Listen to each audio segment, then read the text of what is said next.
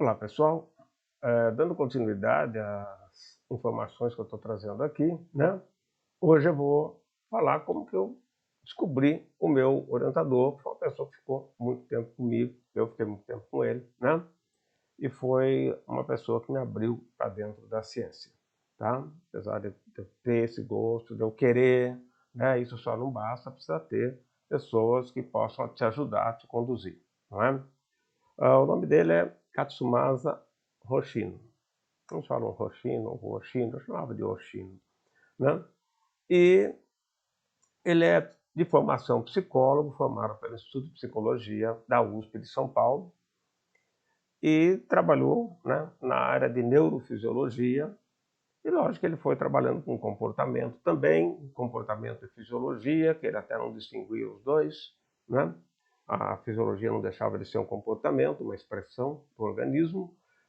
E ele veio já na década de 60 aqui para Botucatu, né? Na época que era a Faculdade de Ciências Médicas e Biológicas de Botucatu, e eu entrei em 1975 na universidade, na verdade na faculdade, que no ano seguinte se tornou faculdade, ou melhor, a universidade. Eu não conhecia, eu tinha aula na zoologia, ele era o departamento de fisiologia, e a gente se conversava com os professores e tal, né? E numa dessas conversas eu tive um contato com a esposa dele, tá? A Constância. E a Constância estava dando aula para a gente, ela fazia tipo de um estágio na área acho que de paleonto ou geologia, era o mesmo professor, né? E ela fazia estágio lá. Então eu estou contando a história para vocês por quê? Porque mostram caminhos, né, que você tem que pensar quando você está em busca de orientadores. Aí conversando, falando do que eu gostava, contei até alguma coisa das minhas decepções, né? Ela falou, por que você não procura o meu marido? Né? Quem que é ele? Ah, o professor Oshino e tal. Eu não conhecia. Mas no terceiro ano, isso deve ter sido o segundo ano, alguma coisa assim, no terceiro ano eu comecei a ter aula de Fisiologia Animal Comparada, e ele é que dava essa disciplina. E era um curso interessante. Só que ele começou o curso dando neurofisiologia. E começou falando de toda aquela parte da embriologia, do sistema nervoso. E eu sentei na frente, né? Eu ainda não sabia exatamente que ele era ele, né? E eu sentei lá e fiquei.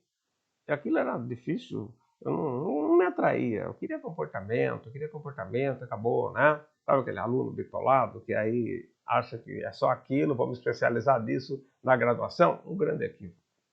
Graduação você não vai se especializar. Graduação você tem que ter uma visão ampla, tá? E esse é o caminho. Especialização vem depois, com calma. Não é? Porque se não tiver essa base, a especialização fica um prédio frágil, ok? O que aconteceu? Eu comecei, não gostei muito e tal, daí você vai indo um pouquinho mais para trás e tal, mas eu falei, não, mas eu vou aprender esse negócio aqui, eu quero ir bem esse semestre e tal, eu não vou abrir mão. Só que passou a primeira, segunda, terceira aula, talvez, ali aquele começo, aí ele entrou com uma parte de comportamento, não sei o quê, e como era psicólogo, para ele é muito fácil lidar com esse tipo de abordagem. Aí ele deu uma aula prática para a gente, em que o exercício era nós bolarmos um experimento para testar uma hipótese, tá? Para testar uma hipótese. E ele passou uma hipótese de comportamento lá com mariposa, coisa e tal, falou, a hipótese é essa, como é que vocês fariam? E cada aluno foi pensar, eu não lembro, acho que a gente pensou em casa e na outra aula nós trouxemos a questão. Fizemos ali por escrito e entregamos, né? E eu fiz o meu delineamento, que eu achei ali, cada um fez o seu, então. E ele respondeu para mim assim, ele corrigiu cada um, devolveu na aula seguinte para os alunos, depois que ele tinha recebido o material, e ele falou assim, no meu ele escreveu, não falou na classe, não, ele falou para mim, né, ele escreveu ali para mim. Olha, em geral, é isso que nós vamos usar, né, na parte prática. Eu fiquei contente, falei, puxa, eu acertei, né? Alguma coisa de bom está acontecendo. Eu acertei. Isso me motivou, né? Me motivou.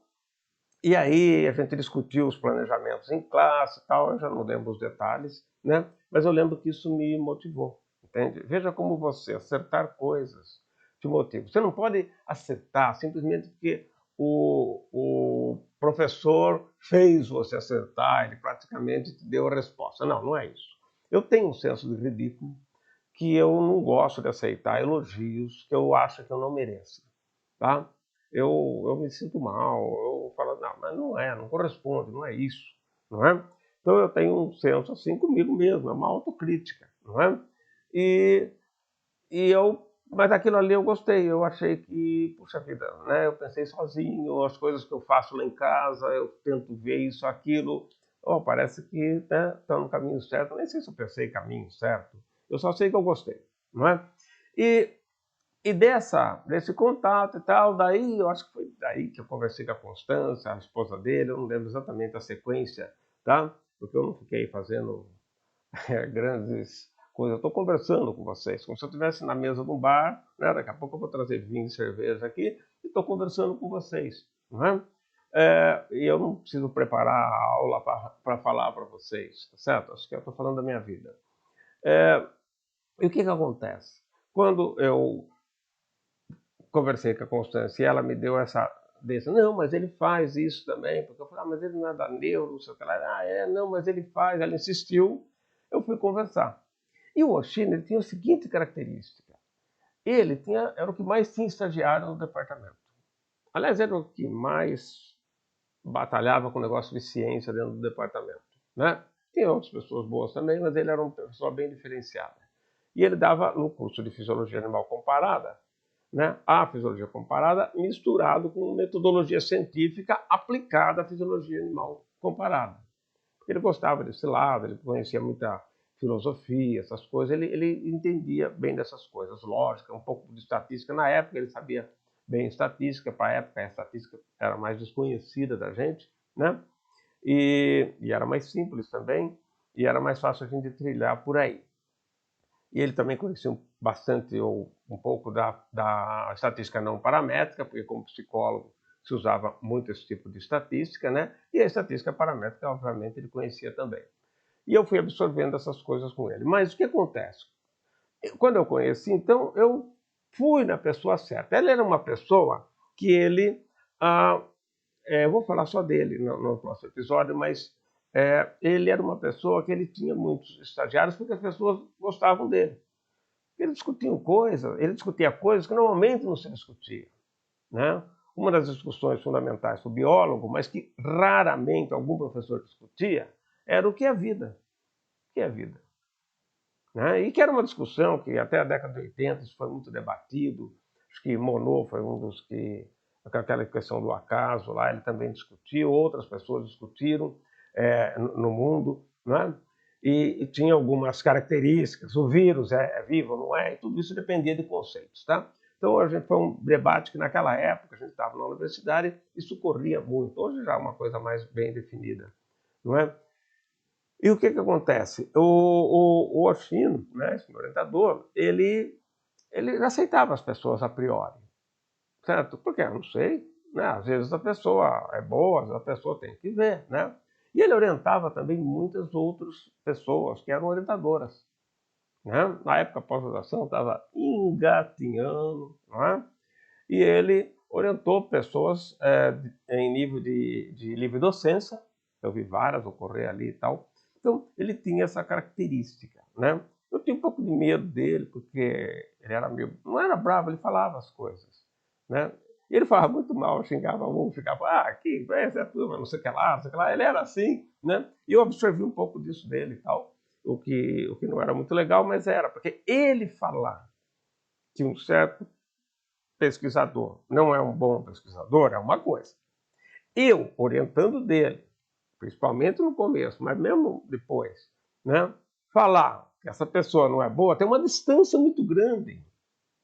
Porque eu sou muito pior que esse orientador que ele está criticando, você pode ter certeza disso. E a gente acabava misturando as coisas, achando, né, que isso. Mas isso era uma questão de maturidade da gente e que não tinha jeito. Mas veja que foi assim, ao acaso, por uma indicação, eu fui. Só que nesse deu certo, porque era o que eu buscava, entende? Era o que eu buscava. Ele tinha chegado recentemente da Itália, que ele fez o pós-doc dele lá, com um dos papas, na área de sono, ciclo, vigília. Ele trabalhava com sono, ciclo, vigília, não é? E trabalhava com várias coisas, mas esse é o ponto que ele fez o doutorado dele, né? Descobrindo uma fase interessante do sono ali dentro. E ele fez o pós-doc dele na Itália, não lembro o nome do orientador agora, mas é um cara top de linha na área desse. Ninguém saía naquela época, levava a família, ficava 2 anos no exterior, né, para buscar um laboratório qualquer, só para dizer que fez pós-doc. Na época, isso não tinha acho que nem tinha diploma, nem o meu também não tinha. Tinha um certificado que você teve lá para justificar para a bolsa só. Então não era uma coisa da carreira, era uma coisa que se fazia para aprender mais, tá? E essa busca por orientador, na verdade, ela depende muito mais da gente do que do orientador. Pensem nisso. Pensem que é uma coisa assim, puxa vida, mas aí como é que eu faço? Você tem que ir atrás do orientador. Testa, experimenta isso. É o que você pode fazer, não é verdade? Então, gente, eu espero que fique essa experiência para vocês, né? E que pense, eu soube identificar um orientador que batia com o que eu queria. Por quê? Eu sabia o que eu queria. Tá claro isso? Então, gente, é isso. Vamos ficar por aqui hoje com essa historinha curta e eu vou falar mais do meu orientador para vocês no próximo episódio, ok? Até mais então e obrigado aí pela paciência, por estar aqui me ouvindo. Até mais.